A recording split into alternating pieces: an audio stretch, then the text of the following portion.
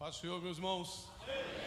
Glórias a Deus pelo grande privilégio de mais uma vez estarmos nesta casa de oração, a casa que o Senhor nos tem proporcionado o privilégio de comungar junto com os irmãos e glorificarmos ao Deus na beleza da sua santidade.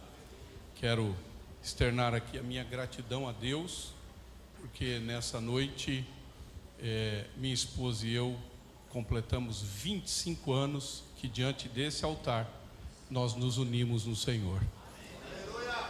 E nós viemos especificamente para receber uma oração da igreja, uma oração do pastor aqui nessa noite, né? E agradecer a Deus pela confiança, o carinho que sempre o pastor Carlos e os demais companheiros têm de depositar em nós a oportunidade de falar a palavra do Senhor nosso Deus. E eu espero em Deus, na minha pequenez, ser um canal de bênção para todos vocês que estão presentes, os que estão remotamente, que todos sejam alcançados com a graça do Senhor nosso Deus. Amém? Abra sua Bíblia comigo na epístola que Paulo escreve aos Filipenses, capítulo de número 1. Glória a Deus. A epístola que Paulo escreve aos Filipenses, capítulo de número 1. É um texto bastante conhecido, mas eu quero ler com vocês a partir do versículo de número 1. Glória a Deus. Diz assim o texto a partir do versículo de número 1. Paulo e Timóteo, servos de Jesus Cristo, a todos os santos em Cristo Jesus, que estão em Filipos, com os bispos e diáconos. Graça a vós e paz da parte de Deus nosso Pai e da do Senhor Jesus Cristo. Dou graças ao meu Deus todas as vezes que me lembro de vós, fazendo sempre com alegria oração por vós em todas as minhas súplicas, pela vossa cooperação no Evangelho desde o primeiro dia até agora, tendo por certo isto mesmo, que aquele que em vós começou a boa obra, a aperfeiçoará até ao dia de Jesus Cristo. Como tenho por justo sentir isto de vós todos, porque vos retenho em meu coração, pois todos vós fostes participantes da minha graça, tanto nas minhas prisões como na minha defesa e confirmação do Evangelho, porque Deus me é testemunha das saudades que de todos vós tenho em entranháveis afeição de Jesus Cristo, e peço isto, que a vossa caridade aumente mais e mais em ciência e em todo o conhecimento, para que aproveis as coisas excelentes, para que sejais sinceros e sem escândalo algum, até ao dia de Cristo, cheios de fruto de justiça, que são por Jesus Cristo, para a glória e louvor de Deus. E quero, irmãos, que saibais que as coisas que me aconteceram contribuíram para maior proveito do Evangelho, de maneira que as minhas prisões em Cristo foram manifestas por toda a guarda pretoriana e por todos os demais lugares, e muitos dos irmãos no Senhor, tomando ânimo com as minhas prisões, ousam falar a palavra mais confiadamente, sem temor. Verdade é que também alguns pregam a Cristo por inveja e porfia, mas outros de boa mente.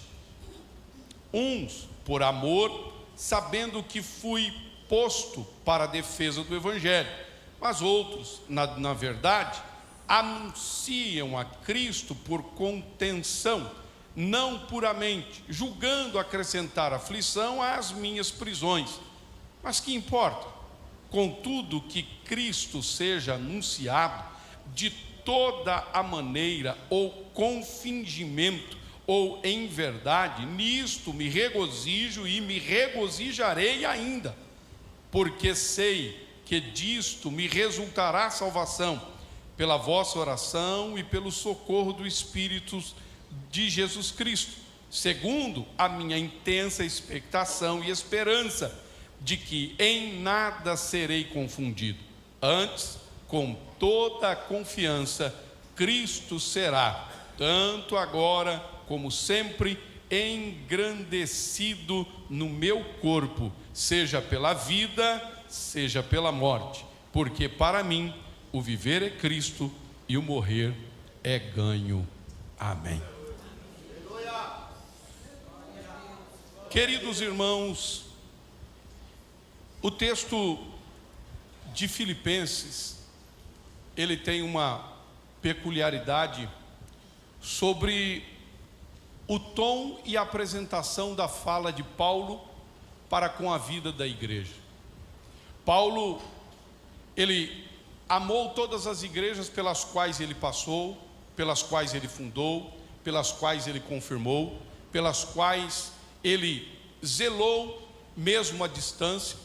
Contudo, pode-se perceber que a maneira com que ele trata com os irmãos em Filipos, ele trata com uma postura um tanto quanto íntima e um tanto quanto afetiva, no aspecto de ter um carinho especial pela vida desta igreja, de modo que ele expressa que ele não deixa de orar por esta igreja e não deixa de orar com muita alegria, com muita espontaneidade.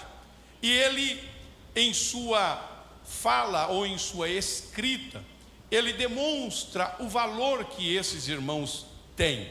E de igual modo, irmãos, nós assim somos amados pelo nosso Deus. De igual modo, nós assim somos zelados, cuidados pelo nosso Deus. Nós não estamos aqui num grupo desprovido de carinho, de afeto e de atenção de Deus. Deus está olhando para nós com carinho, com afeto, com zelo. Todos nós somos alvos do cuidado de Deus, somos alvo da bênção e do cuidado de Deus, da providência de Deus. E o apóstolo Paulo, ao falar do carinho que tem com esses irmãos e do seu valor, Paulo parece estar num momento de brandura da vida. Poderia pensar que poderia estar vivendo num momento de extremo favorecimento da sua vida, mas o que nos deixa perplexo é que a alegria que ele expõe aqui não é uma alegria baseada em circunstâncias favoráveis, não é uma alegria de quem está dizendo que para ele está correndo tudo conforme o imaginado, o idealizado da melhor maneira possível. Paulo estava preso, Paulo injustamente preso como um terrível criminoso, simples e puramente por pregar o evangelho. Aquilo que poderia, na concepção lógica e humana, dizer que o que ele estava sofrendo era digno de reclamação, de murmuração, de blasfêmia, de revolta contra Deus. Pelo contrário, ele mostra que tudo que ele está vivendo há um propósito maior do que ele é, maior do que ele representa, porque tudo não é sobre ele, mas é sobre o Deus dele, é sobre quem o chamou, é sobre quem o vocacionou, é sobre quem o escolheu para viver determinadas circunstâncias. Não é sem propósito que Paulo nos instrui pelas palavras ditas aos Romanos, no capítulo 8, versículo 18, dizendo o seguinte: tenho por certo, irmãos, que as aflições do tempo presente não são para se comparar com a glória de Deus que há de ser revelada a nós.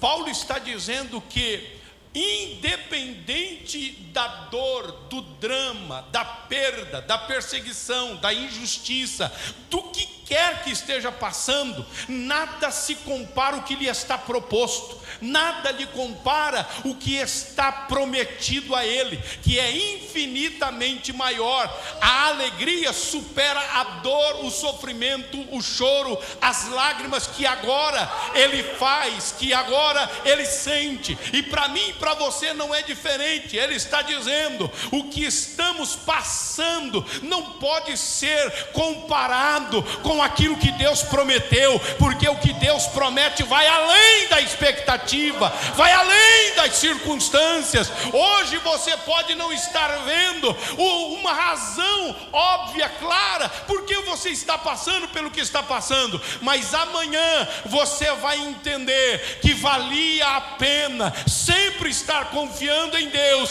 e ser leal ao chamado de Deus, para que Ele cumprisse o seu propósito.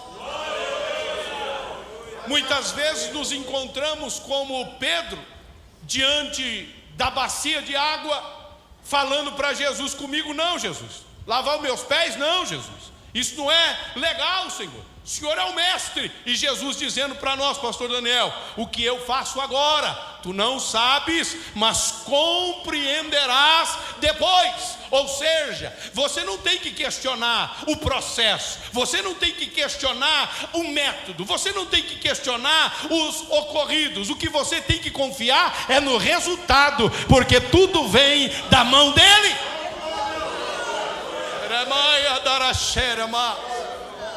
E Jesus disse então para ele: ó, o que eu faço agora tu não sabes. Porque muitas vezes, irmãos, vivemos metodicamente, sob cálculos, números, datas, e nós queremos que as coisas aconteçam dentro do nosso cronograma, dentro daquilo que nós imaginamos que deve acontecer. Mas veja só, Jesus, Ele não necessariamente vai trabalhar dentro daquilo que nós programamos, cronometramos e nós agendamos. Por quê? Porque Ele sabe como o seu propósito deve ser estabelecido na vida de cada um de nós. Então, quando Ele nos coloca a viver em determinados processos, por que não olhar de maneira otimista, por fé, aquilo que nós estamos passando, a fim de aprendermos com Deus o que nele precisamos aprender, ao invés de querer questionar a Deus o porquê que a gente está passando pelo que está passando. Porque Paulo, quando está dizendo aqui no versículos 12 e 13 aos irmãos, ele diz: e quero, irmãos, que saibais que as coisas que me aconteceram contribuíram para maior proveito do Evangelho. Ou seja, nada disso aconteceu em vão. Eu não nasci em Cristo para viver para mim segundo o que eu acho. Eu nasci para Cristo para viver o seu propósito. Foi por isso que Paulo, continuando a falar aos Romanos capítulo 8, no versículo 28, ele diz: e sabemos que todas as coisas cooperam juntamente para o bem. Mas como tudo vai cooperar para o bem? Vai cooperar para o bem quando nós aprendermos a sermos maduros o suficiente de olharmos a situação como Paulo olhou. Eu estou sofrendo, mas a razão de eu sofrer é que o Evangelho não está preso. O Evangelho continua sendo levado em diante. Há pessoas que estão sendo alcançadas. Eu não estou sofrendo à toa, não estou sofrendo em vão. Alguém está sendo alcançado pela graça, e se está sendo alcançado, isso me vale a pena. Isso me vale a pena. Cristo está sendo glorificado. e Ele será glorificado em mim, no meu corpo, quer seja em vida, quer seja em morte. Paulo estava disposto a glorificar a Cristo, independente da circunstância. Muitas vezes, eu sei que com você não tem esse problema, mas comigo às vezes eu falo: Deus, me livra desse mal aí, me tira desse problema, me tira dessa dor. Domingo eu fui pregar numa igreja lá em São Bernardo, e uma irmã começou a testemunhar de algo que ela estava vivendo, e ela disse o seguinte: eu orei a Deus e pedi para que Deus resolvesse o problema, e pedi para que Deus fizesse alguma coisa acerca do que estava me fazendo tirar noites de sono. E então, ao orar, Deus não fez, Deus não tirou. Só que tem uma coisa: no meio do processo, Deus me ensinou a olhar para a cruz. Para o que você está olhando? Por que é que você tem que procurar uma razão defeituosa, dramática em toda a circunstância que você vive, sendo que Deus é Senhor da sua história, sendo que Deus é Senhor da sua vida? Por que é que Ele não pode te permitir entrar na fornalha? Por que é que Ele não pode te permitir entrar dentro da cova dos leões? Se Ele livra Daniel da cova dos leões, seria um grande evento, sim ou não? Seria um grande evento. Mas qual o maior evento? Foi fora ou foi dentro? Então glorifica a Deus dentro da situação, porque Ele está contribuindo para o teu crescimento, para o teu elevo espiritual, para a tua maturação. Seja leal ao propósito de Deus para a tua vida.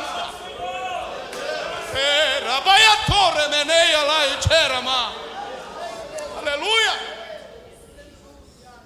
A leitura que fora feita aqui, Paulo grita, clama, chora, ora e diz: está doendo, Senhor, está machucando, Senhor, eu não aguento esse negócio não, tira de mim esse espinho na carne. E a resposta veio, só que a resposta não veio do jeito que ele imaginava, mas que ela vem, ela vem. E a resposta é: a minha graça. Tudo é por conta da graça. Você não entendeu ainda? É pela graça, Patrick. É pela graça, pastor Cláudio. É pela graça que a gente é o que é e suporta o que suporta, porque é na fraqueza que Ele revela a sua grandeza. É na fraqueza que Ele mostra o quanto Ele pode. Então para de subestimar quem é o Deus que te chamou e seja leal a Ele. Não negocie o teu ministério, não negocie o teu chamado, não negocie a tua santidade, não negocie os seus valores, não negocie, seja leal.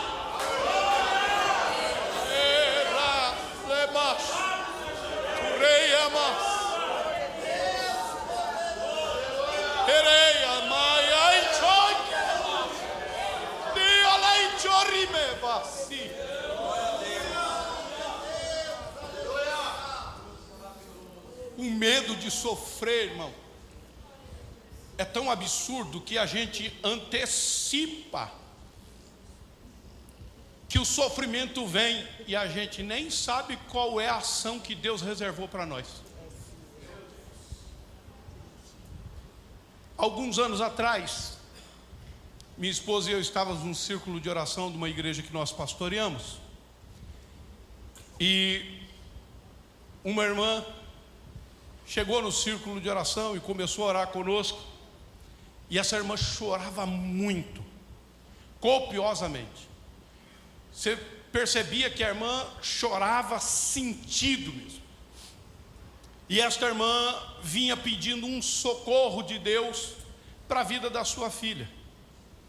E esta irmã, junto com aquilo que a sua filha dizia, ela tinha a plena certeza de que o pior estava por acontecer, mas mesmo assim, clamar a Deus era o único desafogo do seu coração.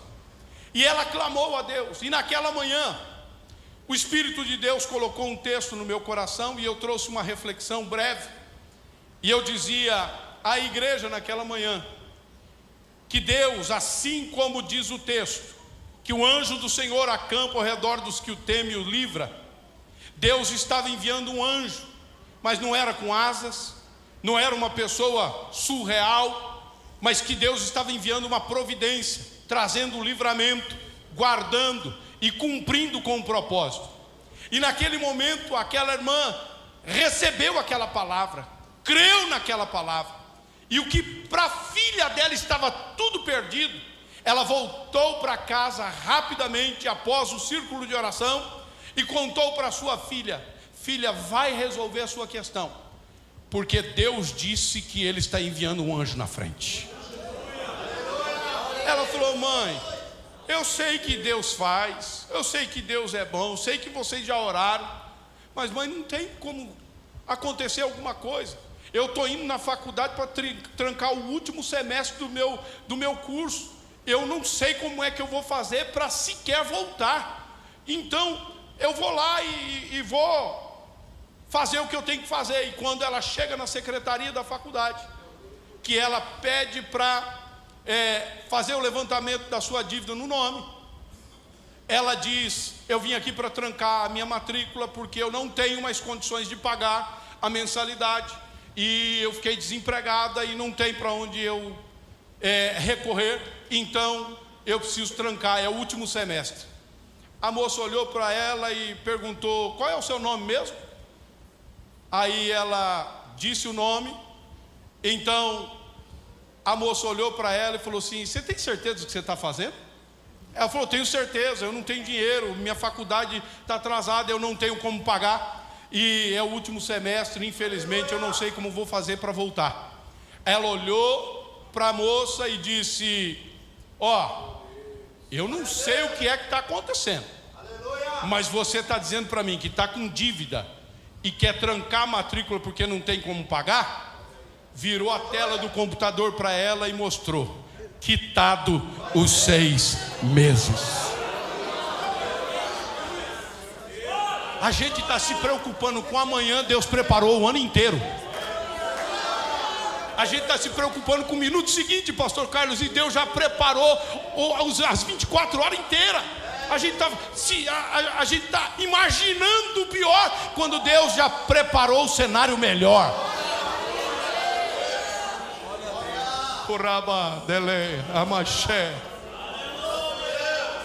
O anjo vai visitar a tua casa, o anjo vai visitar a tua conta bancária, o anjo vai visitar a tua faculdade, o anjo vai visitar o teu marido, a tua esposa. O Senhor vai fazer um milagre.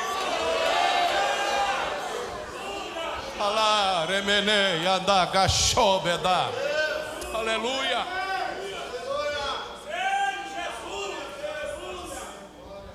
Paulo diz aos Efésios, capítulo 3, versículo 20, que Deus é infinitamente mais poderoso para fazer tudo quanto pedimos ou pensamos. Já teve aquelas ocasiões que a gente pensou, pastor Cláudio? Quando menos esperou, aconteceu. Aí a gente fala assim: mas eu nem orei. Quem já teve essa experiência? Ele ainda é o mesmo. Ele ainda é o mesmo. Puramai, eremenei, alamas. Ele ainda é o mesmo. Ele tem surpresa para você. Não desespere da vida. Não queira dar cabo da vida. Não queira acabar com o teu casamento. Não queira acabar com a sua vida, porque Deus ainda fará a proeza.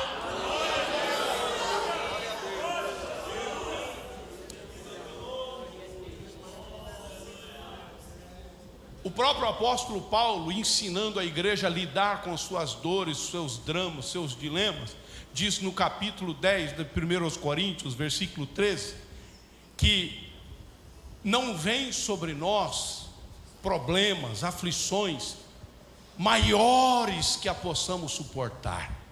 Pelo contrário, Deus é fiel, para que juntamente com ela nos provenha um escape, para que a possamos suportar.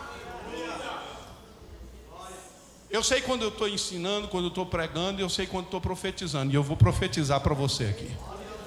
O Espírito de Deus manda dizer para você: tem um escape chegando nessa hora. Há algo de Deus acontecendo na esfera espiritual que vem te socorrendo pelo que você disse: Deus, eu não aguento mais. É por isso que o salmista diz, Salmo 34, verso de número 19: muitas são as aflições do justo, mas o Senhor o livra de todas.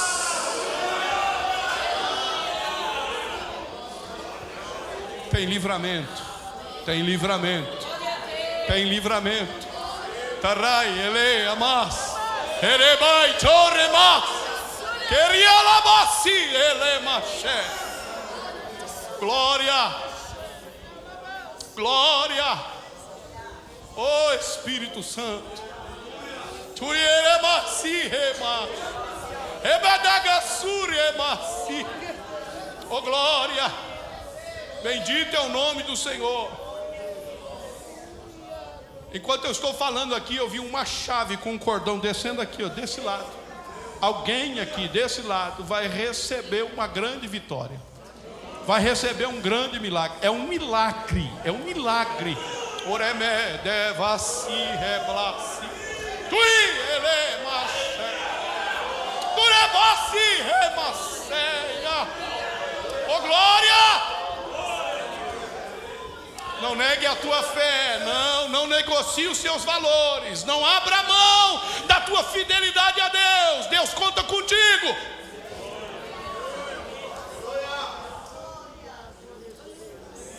Veja nessa situação a oportunidade de crescer. Veja nessa situação a oportunidade de discipular. Como assim, pastor? Gente que está te observando, quer aprender o que é viver pela fé. Como assim viver pela fé? É viver sem trabalhar? Não. É crer em Deus quando ninguém mais acredita.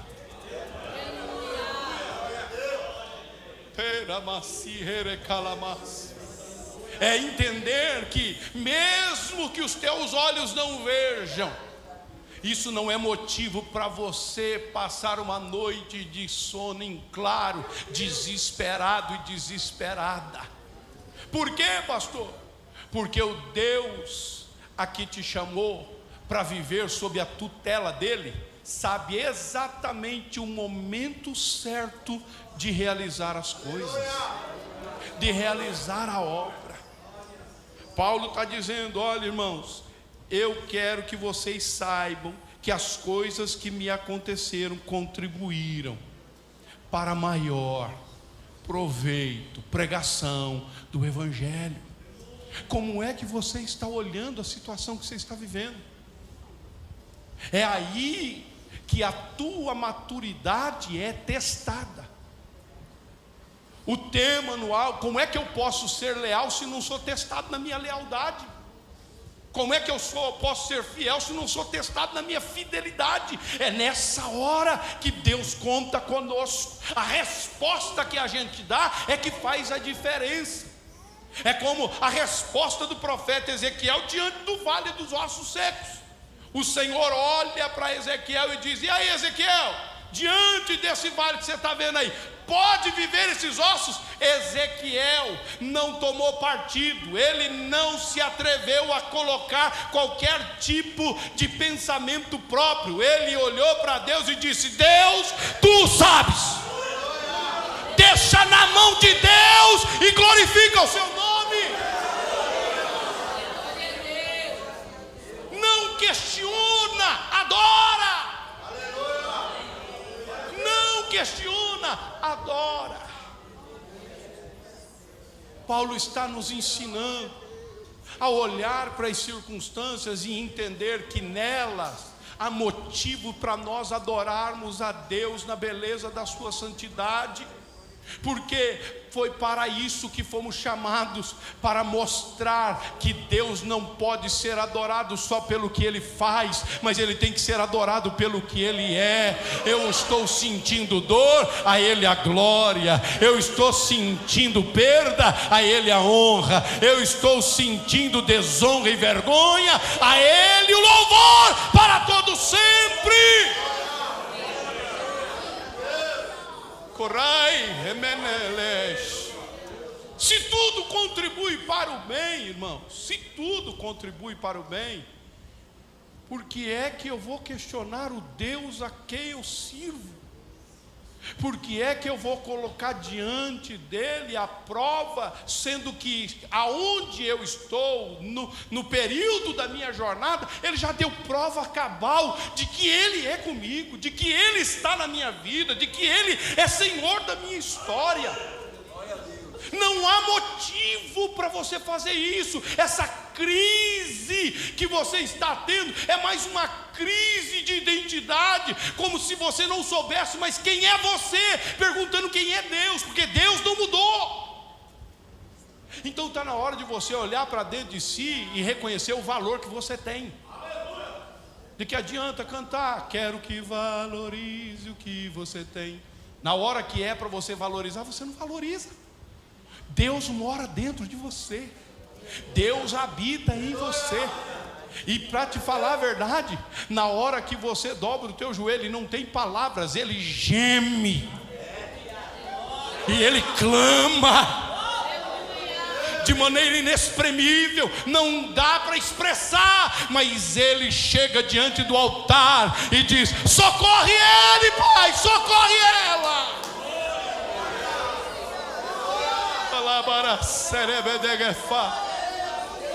Não está tudo perdido não, irmão. Não está tudo perdido não, irmão. Não. Deus está trabalhando. E está trabalhando para o teu bem. Está trabalhando para alguma coisa extraordinária acontecer. Deus não é óbvio. Deus não trabalha de maneira óbvia, pastor. Deus não faz nada para que a gente venha decifrar o que Ele já está fazendo. Pelo contrário. Alguns irmãos já me ouviram falar: Deus é Deus, porque Deus é um ser indecifrável. Porque o dia que eu e você decifrarmos Deus, nos tornamos Deus no lugar dele. E é por isso que vivemos pela fé, porque vivemos sem saber o que ele vai fazer, pastor Sandro, sem saber o que é que ele vai realizar. Mas a gente sabe que no final das contas tudo está certo, porque ele é fiel, pastor Eli. Ele é fiel. Ele é fiel. Agora resta-nos saber se nós estamos sendo fiéis. Resta-nos saber se nós estamos sendo fiéis à visão que Ele nos deu, ao chamado que Ele nos propôs, à vida que Ele nos tem dado a viver. Como é que a gente está lidando com tudo isso? Como é que nós estamos realmente aproveitando a oportunidade de testificar da sua graça? Meus irmãos, a vida cristã, ela não é uma vida de facilidades, e todos nós sabemos disso. A vida cristã é uma vida vivida no mundo que está em trevas, e cujo príncipe deste mundo é Satanás, e que é o nosso arquirrival inimigo. O mundo e o diabo é contra nós. Então deixa de pensar que tudo vai ser fácil, porque não vai não. O fato de Deus estar na tua vida não te isenta de sofrer perseguição, não te isenta de sofrer incompreensão, quer seja fora, quer seja dentro da casa, e você sabe bem disso. Você sabe bem disso. Então levanta a tua cabeça, porque o Deus que te fez vencer aquelas batalhas passadas fará esta também e outras tantas que poderão vir.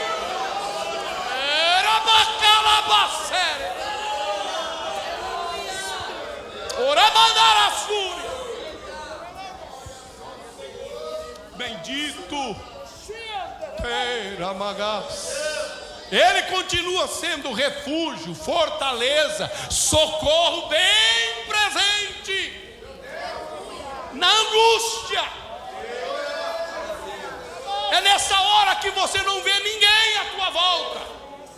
É nessa hora que você não tem com quem contar. É nessa hora que os seus amigos te abandonam, se esquecem de você. É nessa hora que Deus afasta todo mundo, que você acha que está sozinho. Quando você dobra o teu joelho no quarto, no seu tamenhon, no seu lugar secreto, Ele vem, sussurra e diz: eis que estou contigo, não temas, eu te esforço, eu te ajudo e te sustento com a minha destra fiel. Eu sinto Ele aqui nessa noite. Eu sinto a graça dele aqui nessa noite, pastor Toninho. Quem pode sentir Ele aqui nessa noite?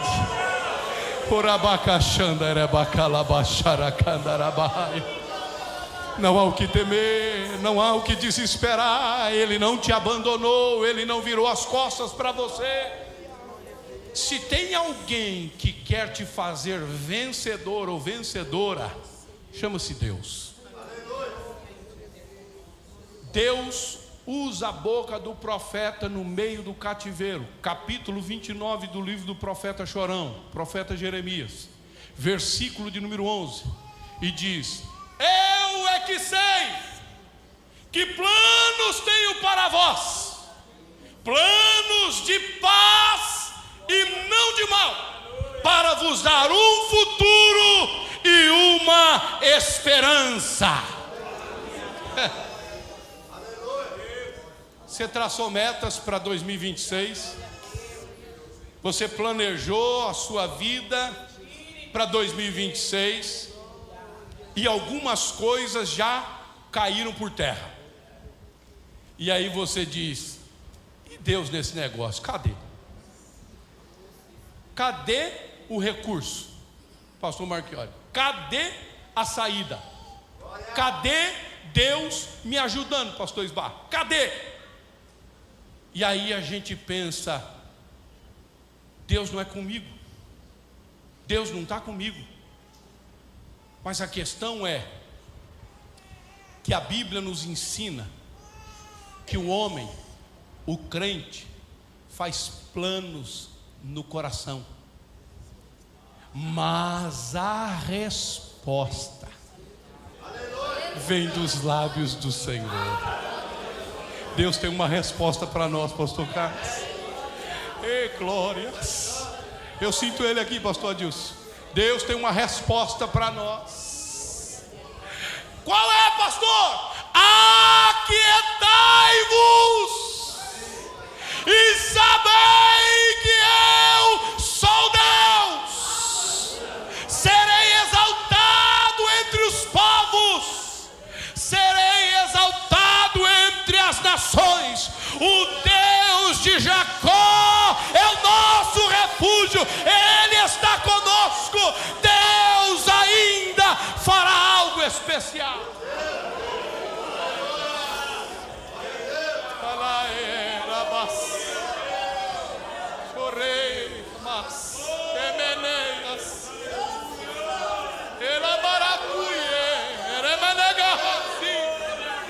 Aquieta, aquieta a tua alma, aquieta a tua alma, aquieta a tua alma. Pare de ficar buscando cálculos que possam resolver problemas, cumprir metas e propósitos. Coloca no altar e diz: Deus, o Senhor é dono da minha vida, da minha história e do meu amanhã. A ti a glória, a honra e o louvor. Eu vou te adorar.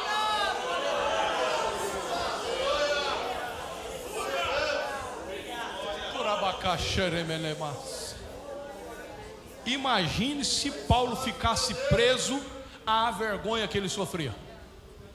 Os soldados não conheceriam o Cristo que ele representava. Enquanto você ficar olhando para aquilo que supostamente você tenha perdido, enquanto você ficar se incomodando com a opinião dos outros, com a reputação que estão fazendo de você, como se algo estivesse lesando você, você nunca vai aproveitar a oportunidade que Deus te deu no lugar em que você agora está. E Paulo está dizendo: eu quero que vocês saibam que tudo que está me acontecendo está contribuindo para o bem. Pergunta para quem está do teu lado: o que é que você está produzindo mesmo?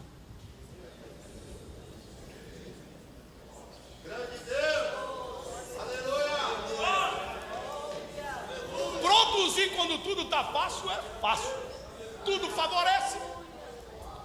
Produzir quando todo mundo está batendo nas suas costas e dizendo: vai para frente que nós estamos atrás. Produzir quando tem os patrocinadores, as patrocinadoras, e vai lá e banca tudo, isso é muito fácil. Mas quero ver produzir quando você olha para um lado, olha para o outro, conta com o irmão, conta com a irmã, e você só recebe não na cara. Lere-me a dar a sé.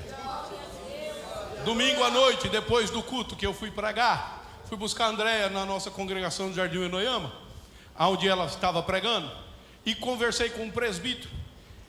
E do nada, pastor, ele olhou para mim e falou assim: pastor, tem coisa que Deus não permite ninguém fazer por nós. Ele do nada falou isso para mim, mas eu sabia o que Deus estava falando. Aí ele falou assim: sabe por quê, pastor? Porque se alguém fizer, depois vai dizer assim: João, ó, fui eu, só chegou lá porque eu dei, porque eu fiz. Para de querer depender de quem não pode receber glória, honra e louvor. A tua história tem o dedo de Deus, e é Deus quem manda.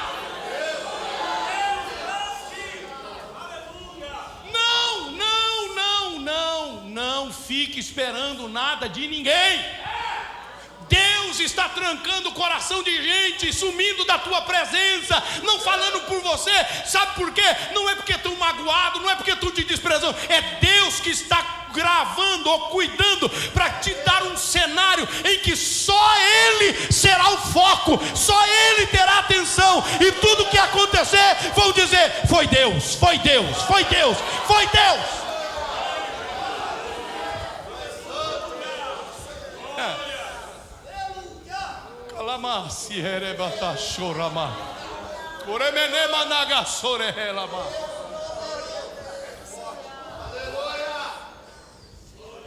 Eu sou a voz do Senhor dizendo para alguém aqui: pare de pedir favor.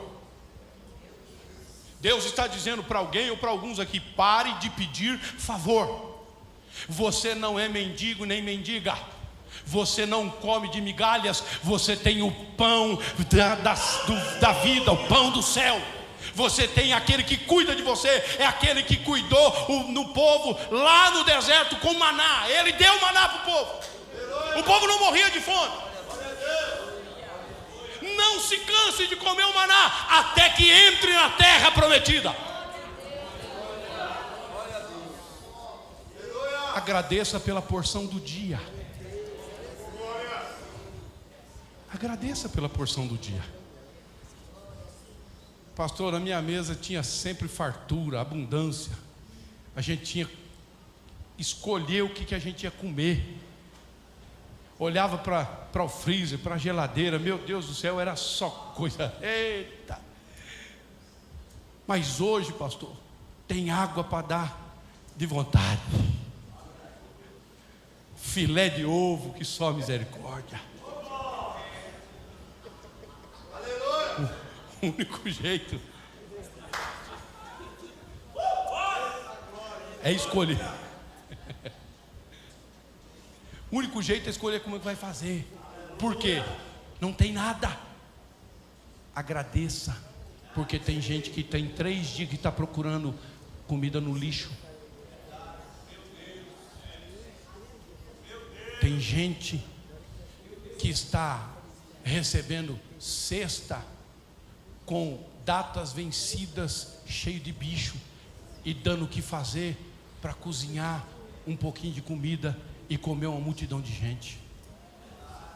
A gente nunca para olhar quem está pior do que a gente. Então agradeça a porção do dia, porque Deus está cuidando de você. Carabatacachá. Nessa mesma carta, Paulo vai dizer: olha, eu aprendi a viver contente. Isso é um aprendizado, irmão. Isso não é fácil. Alcançar esse nível de maturidade é preciso haver muita humildade. Aleluia. Humildade é uma das essências da vida cristã, irmão. Não foi à toa que Jesus lavou os pés dos discípulos, para mostrar para eles que quem é maior é aquele que serve, não é aquele que é servido. Aí você chega quebrado no lugar, precisando de que alguém te ajude. De repente alguém vem e te pede ajuda, e você não pode negar ajuda, e você levanta a mão e abençoa, e ora, e profetiza, e Deus te usa, e a pessoa sai radiante. Dias depois ela testemunha que aconteceu coisa. Aí você olha para a tua casa, olha para a tua situação, olha para a tua realidade e diz: meu Pai do céu, e eu, Senhor, na hora certa as coisas vão acontecer. Eclesiastes 3: para tudo tem um tempo, e há tempo para todo propósito debaixo do céu. Um dia para Deus é como 1000 anos, e 1000 anos para Deus é como um dia. Deus não retarda a sua promessa, ainda que aqueles murmuradores, aqueles desanimadores, aqueles que vêm para esfriar o nosso coração, ainda que alguns já tenham por tardia, dizendo para nós: desiste, para com isso. Como aqueles amigos de Jairo, os pastores que eram os seus companheiros no ministério: ô Jairo, não incomoda mais o mestre não, a gente ouviu e viu o último suspiro da tua filha, deixa o mestre embora, tua situação já não tem mais jeito, está chegando atrasado. Aí Jesus logo acode ele e diz: Jairo, não temas, creia somente. Resta saber quem é que você vai ouvir nessa noite. Resta saber a quem você vai dar atenção nessa noite. Ele está olhando para você, ele está olhando para mim, e está dizendo: aguenta firme, porque ainda tem surpresa boa para você. Porque eu é que sei que planos tenho para você, planos de paz e não de mal, para vos dar um futuro e uma esperança. Eu não sei se você já teve o desassossego na alma, como eu já tive, de ter que sair de carro sem direção, pedindo a Deus misericórdia, chorando, quase gritando no volante, com medo de pensar no amanhã, porque nada estava favorável. Eu olhava para todos os lados. Eu não era mal amado, eu não era malquisto, mas todas as portas estavam fechadas de todos os jeitos, e Deus trancou tudo. E eu olhava para a minha casa e dizia: Deus, como é que eu vou sustentar minha esposa? Como é que eu vou lidar com toda essa situação? E gritava, pastor Rafael, e dizia: Deus, não dá para aguentar isso aí. E eu tinha medo, literalmente medo, de pensar no amanhã. Medo, irmãos, pavor. Por quê? Porque quando eu pensava era só bomba. Eu só conseguia enxergar o pior acontecendo. Por quê? Dentro das minhas possibilidades, tudo era impossível. Só que à medida que o tempo foi passando, não dá para a gente explicar, mas Deus vai empurrando a gente de um jeito e vai fazendo a gente ir um passo de cada vez, mas mesmo que meio que desanimado, como o pastor Demétrio pregou para nós aqui na reunião dos obreiros, Deus dá o pão com água e a gente vai, meio que vagaroso, mas vai. Aí chega lá na caverna e Deus fala: o que você está fazendo aqui? Bora para o caminho, que tem muita coisa ainda para acontecer, e você não sabe o que é que Deus tem reservado. E de repente, irmão, de maneira inexplicável, alguém chega e dá uma palavra profética e diz assim: te provei, te testei até aqui, mas te digo, hoje te aprovo e ponho a bandeira da vitória na tua mão. E levantou a minha mão. Isso era numa terça-feira. E Deus sabia que ali, naquele dia, em cima do púlpito, nem minha esposa sabia, eu tinha desistido do ministério. Eu tinha aberto mão da minha chamada. e disse para Deus: aconteça o que acontecer, eu vou trabalhar e vou fazer a minha vida.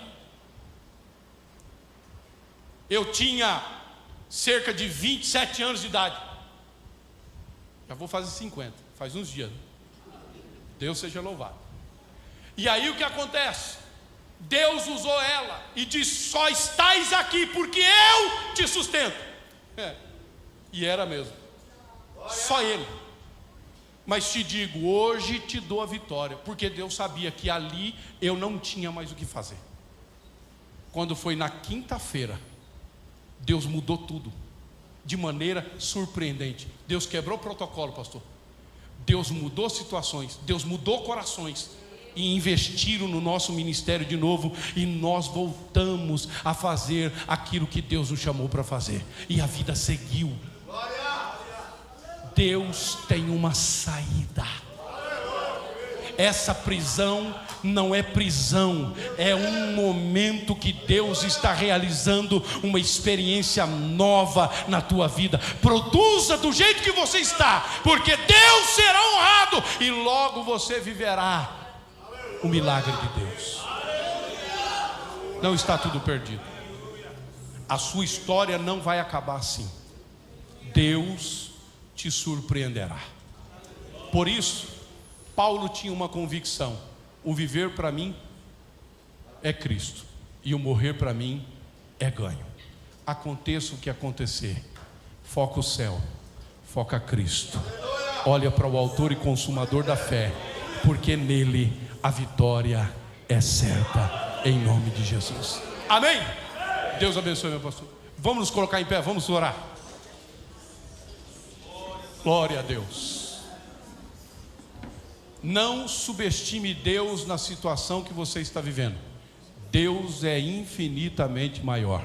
Creia, tem coisa boa de Deus chegando, em nome de Jesus. Oremos. Pai, te damos graça pela tua bondade e misericórdia. Tu és conhecedor, ó Pai, da realidade, da vida do teu filho, da tua filha, que adentrou por estas portas. Pai, eu quero te pedir encarecidamente que o Senhor venha consolar, confortar, que o Senhor venha animar, renovar, ó Deus, a vida da tua igreja, os que estão presentes, os que estão remotamente, os que ainda hão de ouvir esta palavra. Que o Senhor seja com os teus filhos, que o Senhor, ó Pai eterno, os conduza debaixo da tua graça e debaixo da tua potente mão. Pai eterno e poderoso, que eles possam perceber que a tua presença, ó Pai eterno, está com eles, apesar dos pesares, apesar do sofrimento, apesar da vergonha, apesar das perdas, apesar das dores, apesar das enfermidades, apesar das crises monetárias. O Senhor é o Deus que está com tua igreja. Oh Pai amado, e que o Senhor não os deixou de amar por tudo que eles estão vivendo. Pelo contrário, é pelo teu amor que o Senhor está amadurecendo a fé dos teus filhos. Oh Senhor, do púlpito à porta, nos abraça com tua graça, nos abraça, Senhor eterno, com teu favor, nos anima debaixo da tua potente mão. Oh Senhor, abençoa a tua igreja para louvor da tua glória. Nos ensina, Senhor, a sermos leais, fiéis ao Senhor em todos os aspectos sentidos. Eu oro crendo na vitória e na resposta, em nome de Jesus. Amém. Glórias ao Senhor.